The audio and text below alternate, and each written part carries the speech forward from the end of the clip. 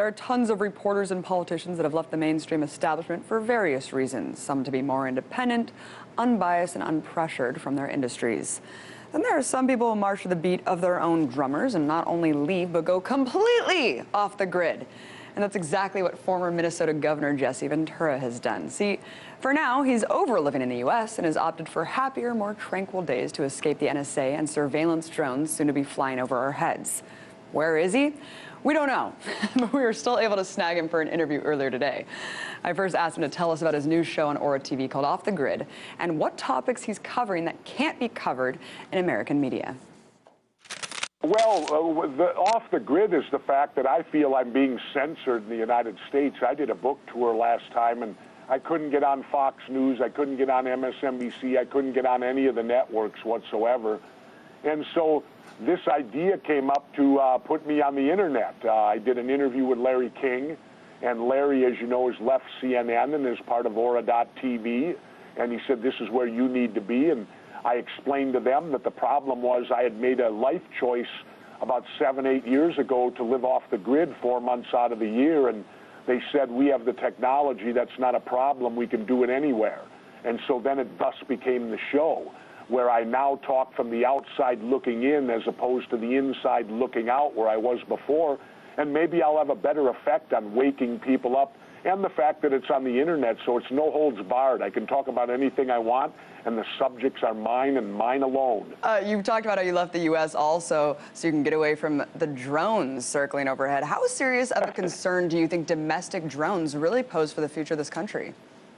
Well, you know, I made light of it, and it was tongue-in-cheek, because, you know, mainstream media is just begging to be made fun of. You know, they truly are. They're just begging, make fun of us, because they deserve it.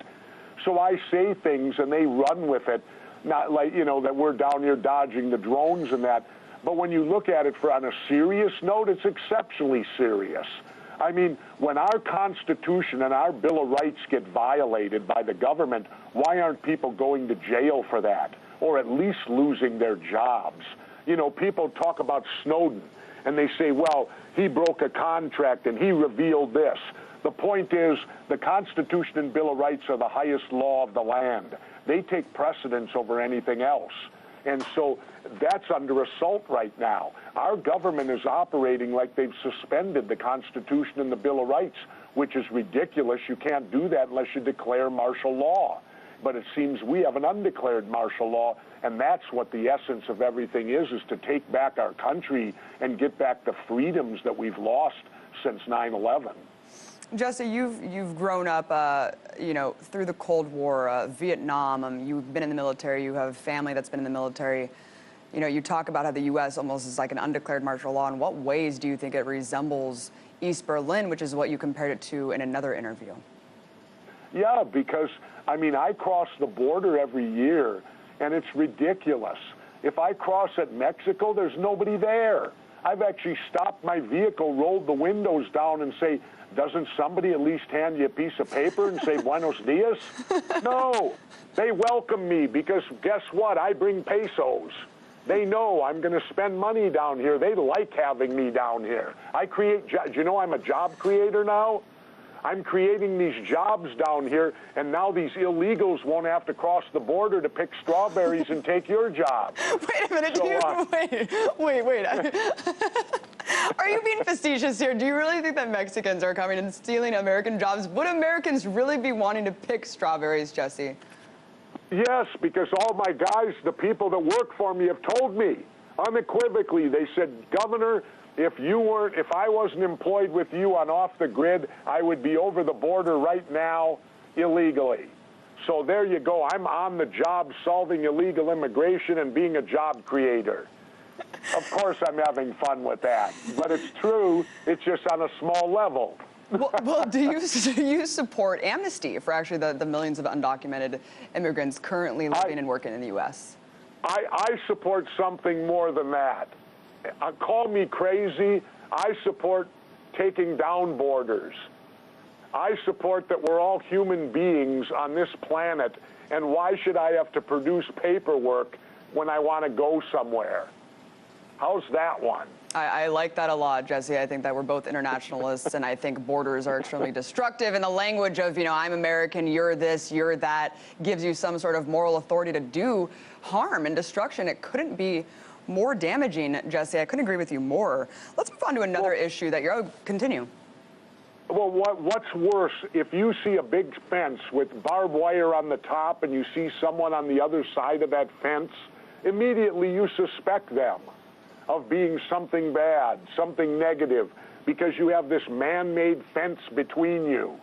I wanted to bring up another interesting idea that you've promoted, abolishing the income tax, transitioning to a national sales tax. Really fascinating. Can you really briefly explain how that would work and would reduce the massive inequality levels? Well, what it would do, it would make you first and foremost, it would make you the citizen number one again. You'd get your money first. Now, through the current income tax, you get your money second. The government gets it first, so they're number one. You'd get the gross on your check. That fictitious number, what is that number? Well, you'd get that number because you would decide what you paid taxes on by what you purchase. Now, you can still have a safety net. You can declare that, for poverty people, they get hypothetically, their first $10,000 purchases free of charge. But anything beyond that, they pay. And you pay at the point of purchase. So therefore, as citizens, you would never face the Internal Revenue again. You could reverse the Internal Revenue's role and have them watchdogging business to government to ensure our taxes are properly being used. Never again would I have to keep books for 7 years fearing an audit. And if you decided this week you didn't want to pay taxes, you wouldn't have to. Don't buy anything.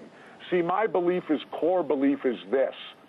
Wealth is not determined by what you make. It's determined by what you earn, by what you spend. Because if you make $1 million a year, but you live in a studio apartment and drive a beat-up Volkswagen, you're hardly living like a millionaire.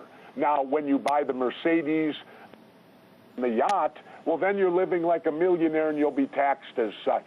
And it would also mean the government would have to base everything of their operation on our national economy. Because if the economy would falter, we wouldn't buy anything and the government wouldn't get paid off.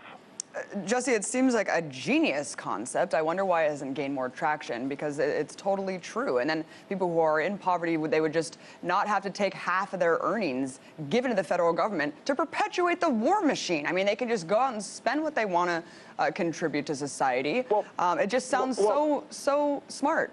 And the thing is, you don't have to tax food. That's an essence of life. Clothing, anything under $150, no tax.